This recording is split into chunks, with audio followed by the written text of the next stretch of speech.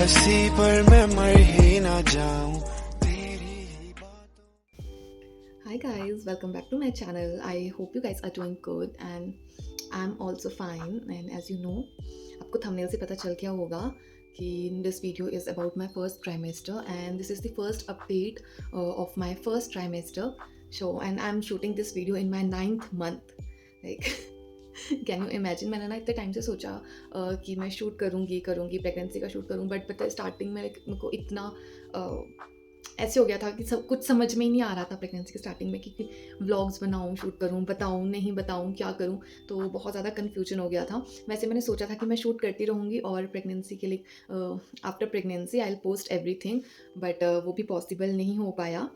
तो या अभी जितना कुछ अपडेट मैं आपको दे सकती हूँ, लाइक क्या था, कैसे था, क्या क्या हुआ, हाउ वाज माय हेल्थ और like everything, so that thing I am sharing with you.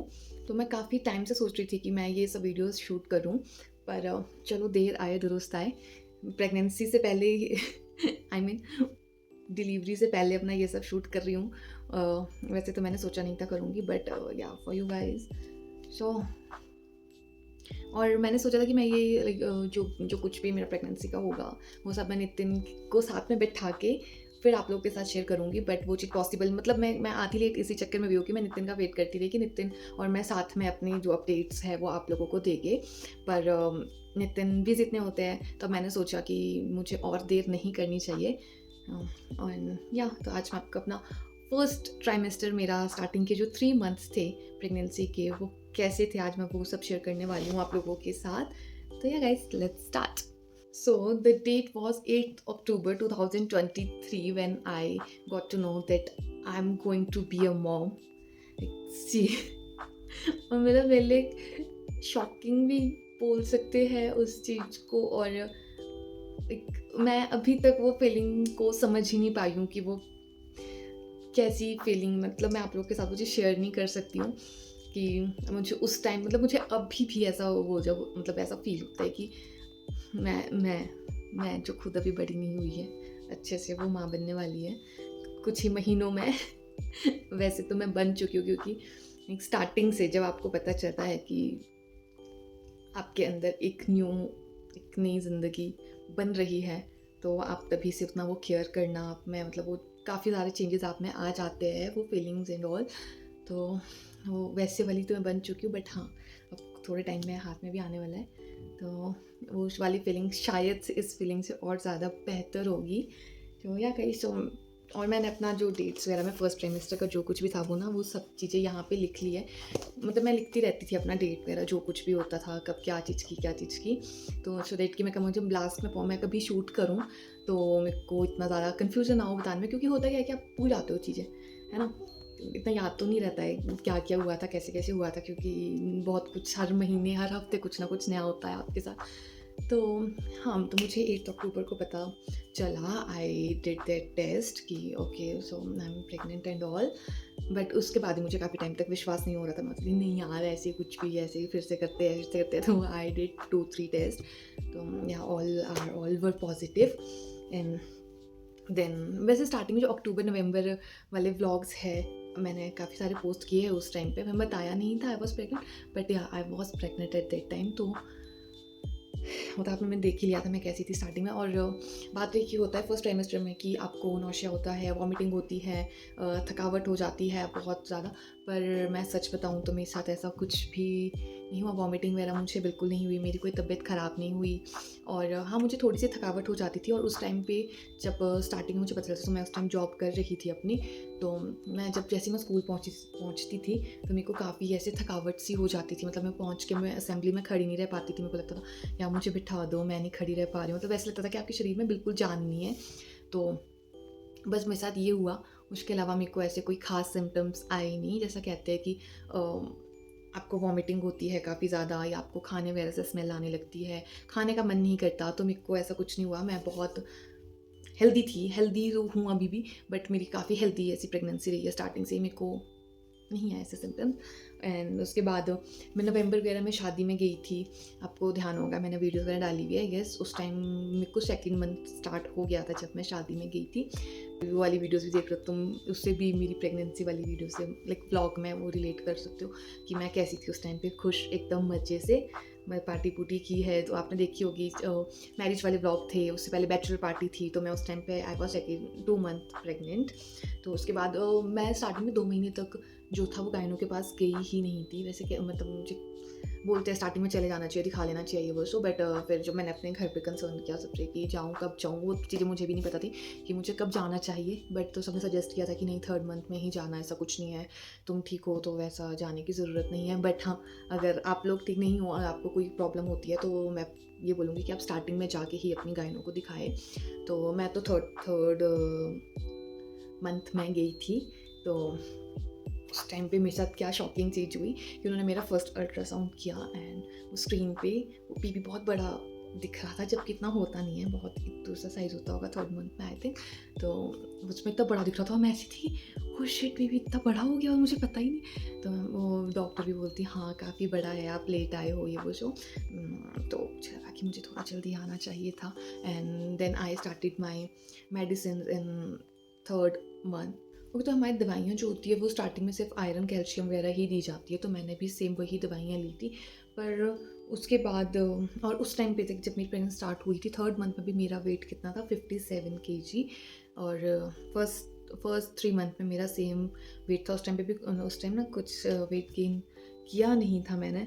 तो मतलब मैं आपको एक पूरा वो बता रही हूँ अपना हर एक चीज़ की मेरे साथ, मतलब मैं तब कितना वेट था, अब कितना हो चुका है, और क्या क्या खा मतलब क्या क्या कैसे कैसे हुआ मेरे साथ, वट एवरीथिंग। ओके, जैसे बोर हो रहे होगे तो उसको 2x पे देख लेना, है ना।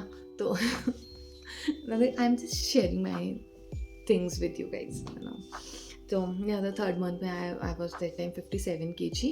एंड तो उसके बाद दवाइयाँ मैंने तुम्हें बता दिया कि वो सब दवाइयाँ थी। उसके बाद फिर मैं काफ़ी सारे टेस्ट हुए, sugar, HIV, blood test, glucose test, dual test एक काफ़ी इंपॉर्टेंट टेस्ट होता है जो आप लोगों को करवाना चाहिए होता है प्रेगनेंसी में।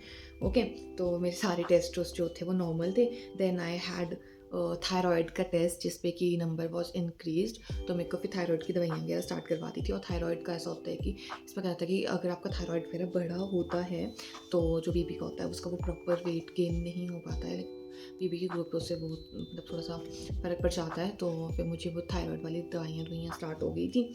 एंड उसके बाद गाइस तो मेरा ऐसा करके फर्स्ट ट्राइमेस्टर बड़ा अच्छे से पहले तो निकल रहा था। Then I had one scan which is NT-NB scan. उसके बाद थोड़ा सा बीच में वो कॉम्प्लिकेशन वाला टाइम जो था वो स्टार्ट हो गया था, टेंशन वाला टाइम, क्योंकि ये वाला टेस्ट मेरा हुआ था लाइक 26 दिसंबर में। इसमें जो मेरी जो NT का नंबर था वो काफ़ी इंक्रीज्ड आया था। और उस वजह से हमारे जो मेरी गायनो थी उन्होंने हमें काफ़ी लाइक मतलब बता दिया था कि ये ठीक नहीं होता है, ये नहीं हो मतलब नंबर जो NT का है ये नहीं बढ़ा हुआ होना चाहिए, ये आपका बढ़ा है। तो उसके बाद फिर हम लोग जो टेंशन में हुए कि अब पता नहीं क्या हो गया है, बेबी ठीक है नहीं है। तो फिर काफ़ी ज़्यादा वो टेंशन तो हो ही जाती है, फिर घर वाले सब मतलब समझ सकते हो तुम, हम बहुत टेंशन में आ गए थे उस टाइम पे। तो फिर हमारी जो गायनो उन्होंने हमें एक टेस्ट रिकमेंड किया था which is amniocentesis something like this. वो टेस्ट होता था चंडीगढ़ में, वो यहाँ पे शिमला में कहीं वो टेस्ट नहीं होता है। तो इससे पहले मैं ना गाँव चली गई थी मम्मा के घर, पर फिर मुझे वहाँ से बहुत जल्दी वापस आना पड़ा लाइक 6-7 दिन में ही, क्योंकि हमें ये वाला टेस्ट करवाना था। Then we went to Chandigarh, we had this test. और एक एमनियोसेंटेसिस में क्या होता है कि वो आपके यूट्रस से जो एमनियोटिक फ्लूइड जिसके लाइक जो बच्चे के इर्द गिर्द होता है वो उसका एक सैंपल लेते हैं। एंड इस सैंपल से फिर पता चलता है कि आपके बेबी को कोई डिसऑर्डर तो नहीं है, कोई जेनेटिक डिसऑर्डर हो या मतलब कुछ भी, आपका बेबी हेल्दी है नहीं है, उसको क्या मतलब कुछ प्रॉब्लम तो नहीं है, कोई डाउन सिंड्रोम तो नहीं है। तो हमें फिर ये टेस्ट करवाना था, तो फिर हम चंडीगढ़ चले गए। फिर देन वी हैड लाइक हमने ये टेस्ट करवाया।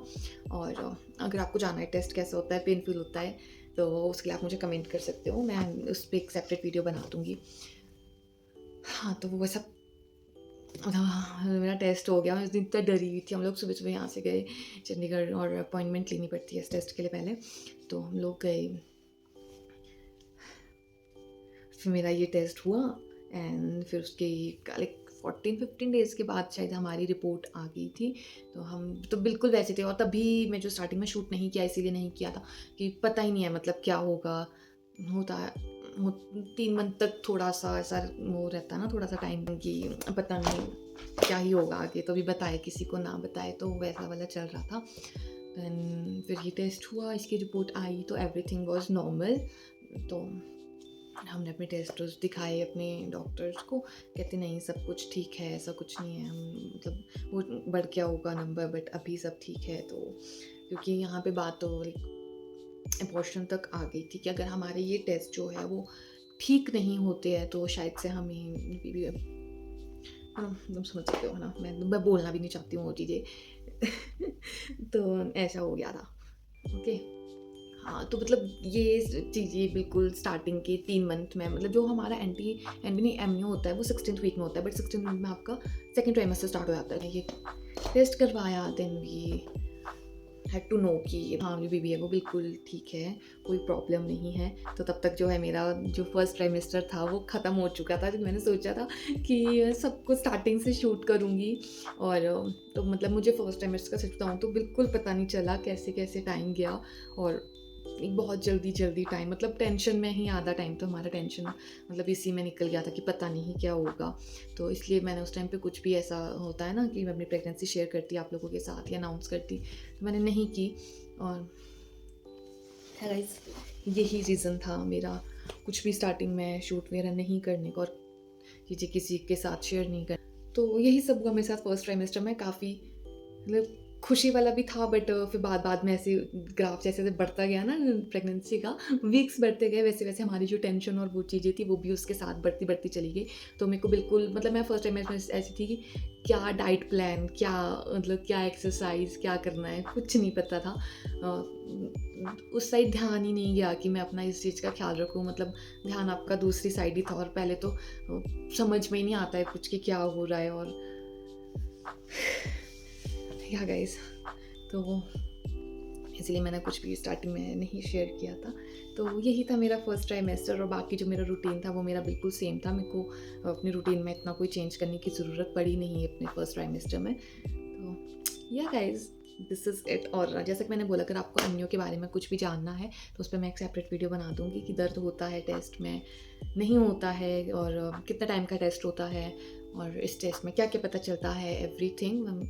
तो guys, this is it. Guys, मिलते हैं न्यू ब्लॉग में। आई होप कि जो मैं नेक्स्ट वीडियो अपलोड करूँ वो ब्लॉग हो, तो उसमें मैं आपको अपना डाइट प्लान बता सकूँ, अपना डेली रूटीन बता सकूँ क्या कुछ था।